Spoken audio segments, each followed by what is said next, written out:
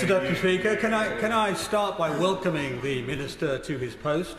He is very much a round peg in a round hole, and despite my historic critique of the Home Office, that is meant as a compliment.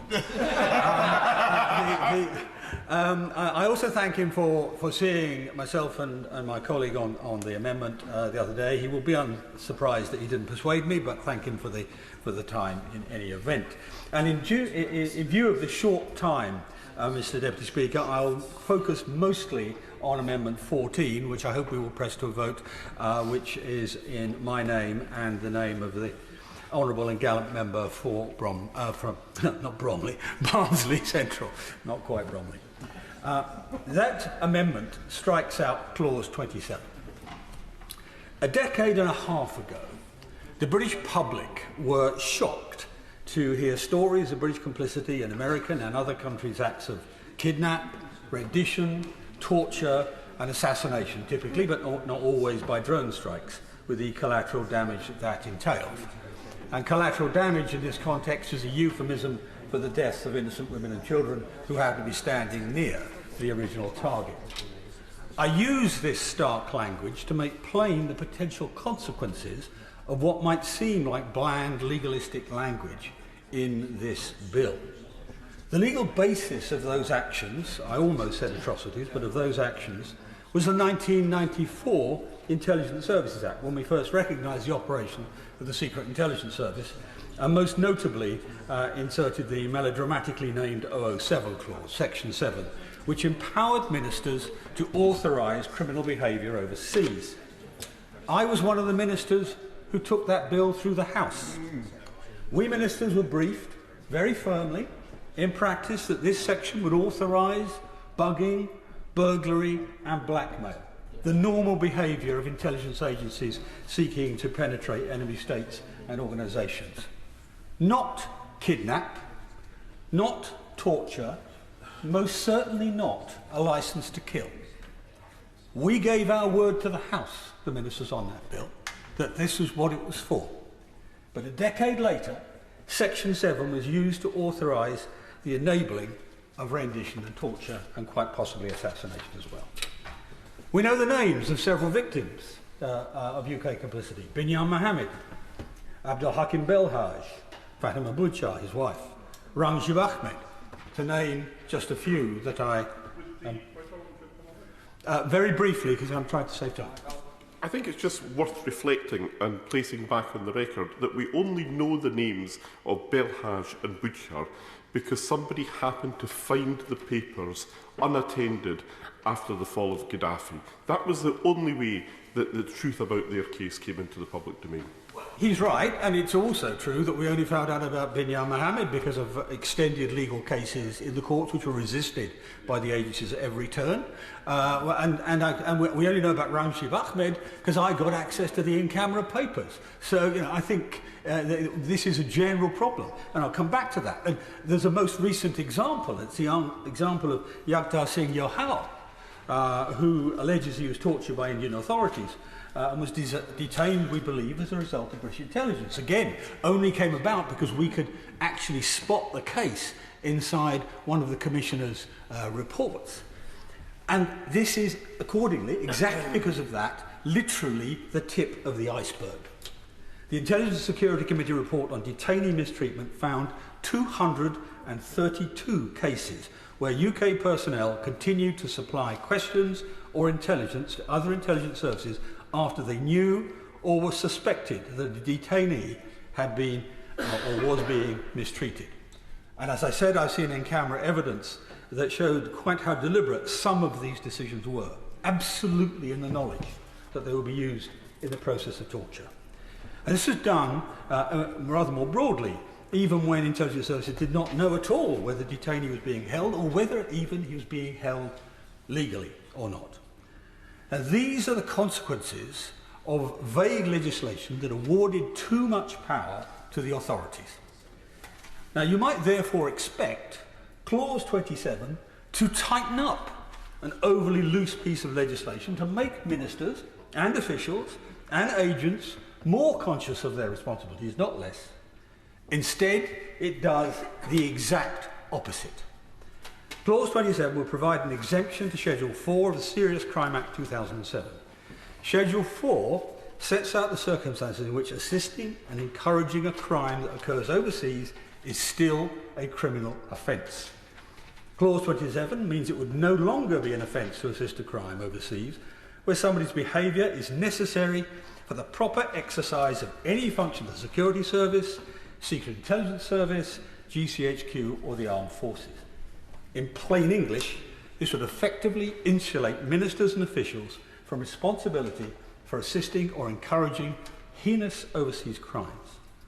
And to see the potential impact of this, consider the case of Abdel Hakim Belhaj. Mr. Belhaj, a Libyan dissident living in exile, was detained and subsequently tortured in both Thailand and Libya. It later emerged that UK information sharing had contributed to Mr. Belhaj's detention and rendition. After years of litigation and wrangling, the Prime Minister wrote a letter of apology to Belhaj and the government admitted responsibility for the role that UK intelligence played in Mr. Belhaj's rendition. Now that was a civil rather than a criminal case. But if officials are certain they'll not face any criminal liability for assisting torture and other serious crimes abroad, then reckless information sharing of the kind seen in Mr. Belhaj's case will occur more frequently and with more impunity. Now, I understand that one of the reasons for the change in this clause is apparently to allow the easier transfer of bulk data. Now, this is an especially risky activity to give legal cover to. The transfer of bulk data is a euphemism for saying we give the Americans principally so much data that we do not have time to check it all. That is it in a nutshell. As Edward Snowden revealed, this has historically amounted to unimaginably vast quantities of data about, of course, suspects, but also innocent people too. Now, because of the high level of secrecy applying to current bulk data issues, I have no current UK example to hand, but I can exemplify this by outlining the behaviour of our closest ally and the principal recipient of bulk data, the United States. Now, the greatly respected President of the USA, Mr. Barack Obama, used to go to the White House Situation Room on Tuesday once a month to authorise a kill list. 20 people who were going to be assassinated by the United States who were seen to be their enemies, typically Al-Qaeda officials and the like. President Obama talked proudly of how the best technology is being used to identify targets, artificial intelligence, he said, algorithms, and crucially bulk data. But this comes with enormous risks, most plainly shown by the case of Ahmad Zaidan. Zaidan was selected for targeting by the US National Security Agency based on algorithms using bulk data. Fortunately, he was not assassinated. I say fortunately because they did this analysis by looking at his telephone contacts. And he had talked to Osama bin Laden and all of the top high command of Al-Qaeda. They suddenly realized, before the drone strike was organized, that he was the Pakistan office head of Al Jazeera. And the analysis had thrown up an innocent man who could have been assassinated.